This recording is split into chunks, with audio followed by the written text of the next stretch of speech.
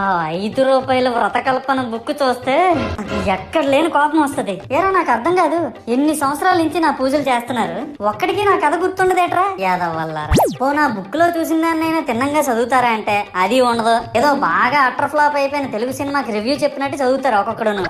ఇంకా తర్వాత 9 రాత్రుల పాటు నాకు ఎన్ని సినిమాలు చూపించాలో అన్ని సినిమాలు చూపిస్తారా. ఇందులో ఫన్నీ పార్ట్ ఏంటంటే నేను ఎన్ని బ్యాచ్లను చూస్తాను తెలుసా. ప్రతి వీధి పందిరి దగ్గరికి తిరుగుతూ నా విగ్రహాలకు రివ్యూ ఇచ్చే బ్యాచ్ ఒకటి, ప్రసాదాల కోసం ప్రతి పందిరి దగ్గరికి తిరిగే బ్యాచ్ ఇంకొకటి, ఇంకా దరిద్రం ఏంటంటే నాకు కొట్టిన కొబ్బరికాయలు ఏమైనా మిగిలిపోయేమో వాటిని తీసుకెళ్లి పచ్చడి చేసుకుందాం అనే బ్యాచ్ ఒకటి.